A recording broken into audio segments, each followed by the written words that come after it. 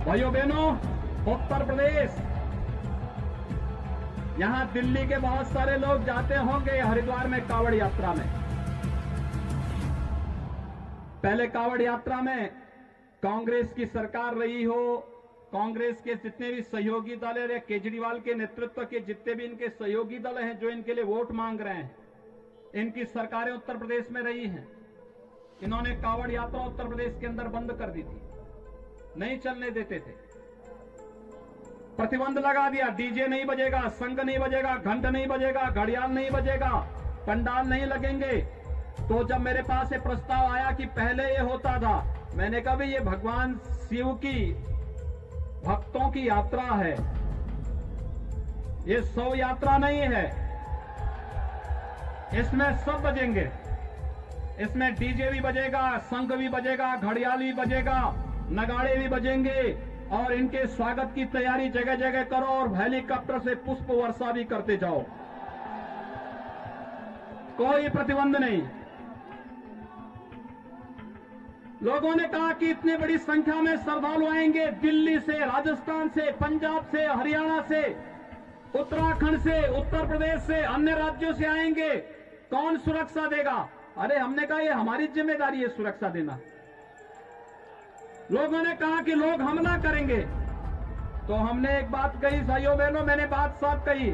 मैंने कहा देखो भाई, भगवान शिव की भक्तों की यात्रा है, कोई व्यवधान डालना चाहता है तो उसको तय करना है। अगर वो व्यवधान डालेगा हम उसको गोली से समझाएंगे, व्यवधान डाल करके दंगा कराएगा तो गोली उसको समझा देगी। और भाइयों बहनों, 4 करोड़ से अधिक श्रद्धालु आते हैं, कहीं भी कोई बाल बांका नहीं होता, बहुत शांतिपूर्ण ढंग से भजन गाते हुए लोग जाते हैं शिवालयों। अयोध्या में भगवान राम के मंदिर के निर्माण का मार्ग प्रशस्त करना है। हम सबको इस भाव के साथ एक बार पुनः बढ़ना होगा। क्यों नहीं, कौन ताकत है जो आपको रोक सकता है मंदिर बनाने से? जब ढांचा ढहाने से नहीं कोई रोक पाया तो मंदिर बनाने से कौन रोक पाया? अब तो निर्माण होना है। 6 दिसंबर 1992 को जब ढांचा ढहाया गया था, प्रशासन इस बात के लिए चिंतित था कि ईंट कहां जाएगी। देखते ही देखते एक ईंट का टुकड़ा नहीं मिला, बालू का टुकड़ा नहीं मिला वहां पर। सब कार सेवक लेकर के चले गए। अपने अपने आस्था और अपने अपने अपने अपने अपने विश्वास के अनुसार लोगों ने उसका उपयोग किया। इस देश के अंदर वामपंथी विचारधारा के कुछ कथित लेखकों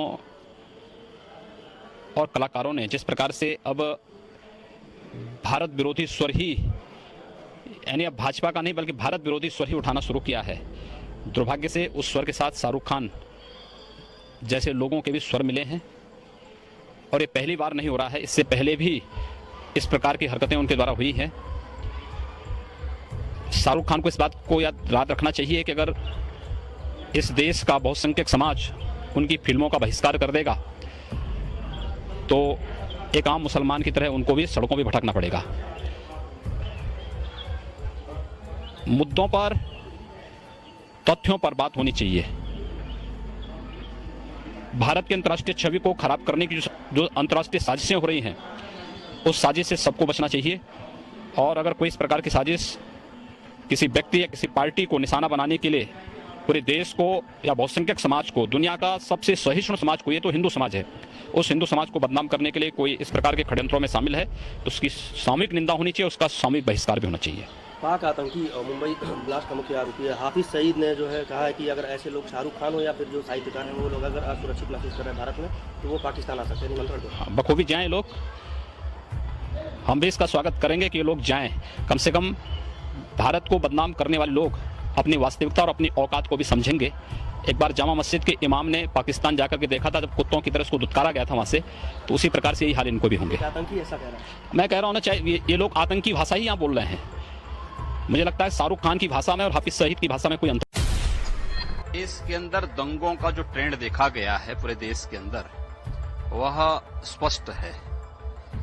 10% से 20% के बीच में जहां मुस्लिम आबादी है, वहां पर सांप्रदायिक झड़पें ज्यादा हैं। जहां पर 20% से लेकर के 35 से 40% तक मुस्लिम आबादी है, वहां सांप्रदायिक भीषण दंगे हैं। और जहां 35 से 40% से ऊपर मुस्लिम आबादी है, वहां पर गैर मुस्लिमों के लिए कोई जगह नहीं है। मुझे पिछली बार उत्तर प्रदेश हाईकोर्ट के एक आदेश पर बड़ी चिंता हुई थी। उत्तर प्रदेश के हाईकोर्ट ने एक आदेश जारी किया था और उसने आदेश में जारी करके उसने कहा था, उत्तर प्रदेश सरकार को निर्देशित किया था, उसने कहा था कि आखिर क्या कारण है कि उत्तर प्रदेश में हिंदू बालिकाएं मुसलमानों के साथ जा रही हैं, इसकी जांच की जाए, इस पर ठोस निर्णय लिया जाए। उत्तर प्रदेश के अंदर कोई सरकार उस प्रकार का निर्णय नहीं ले पाई, लेकिन गोरखपुर से एक मुसलमान ने एक पैरवी कर दी, एक अधिवक्ता था, वह जाके कोर्ट में एक अपील कर दिया। उसने कहा कि उत्तर प्रदेश में और जगह तो हिंदू बालिकाएं जाती होंगी, लेकिन गोरखपुर में मुस्लिम बालिकाएं हिंदुओं के घर में आती हैं। हम लोगों ने भी इस बात को तय किया, हम लोगों ने इस परंपरा को स्वीकार किया। किसी कालखंड में कोई बना होगा, अगर वह हिंदू बनेगा, हम उसको स्वीकार करेंगे, उसकी शुद्धि करवाएंगे और उसको अपनाएंगे, एक नई जाति का फिर से निर्माण करवा देंगे। पूरी जाति ही नहीं बना डालेंगे, हम लोग स्वीकार करेंगे। और हम लोगों ने तय कर रखा है कि अगर वह एक हिंदू बालिका को ले जाएंगे तो कम से कम 100 मुस्लिम बालिकाओं को हिंदू। नमस्ते जी, राशिद अली जी, कैसे हैं आप? आपका चयन जो है उत्तर प्रदेश में जल शक्ति विभाग के द्वारा जो अधियाचन भेजी गई थी उत्तर प्रदेश लोक सेवा आयोग को, उसमें जूनियर इंजीनियर के पद पर आपका चयन हुआ है। तो आपका जो है चयन हुआ है, तो इस चयन की प्रक्रिया में सबसे पहले तो चयन के लिए मैं आपको और आपके परिवार के सभी सदस्यों को और आपके सभी मित्रों को हृदय से बधाई देता हूं। आप ये बताइए, क्या कहीं कोई सिफारिश की आवश्यकता तो नहीं पड़ी आपको? नहीं सर, कहीं जरूरत नहीं पड़ी सर, मेरे को स्पोर्ट पार्टनरशिप के साथ चयन हुआ है सर। नहीं, ऐसा तो नहीं कहीं आपने कहीं से फतवा जारी करा दिया हो कि मेरा चयन तो होना ही होना चाहिए?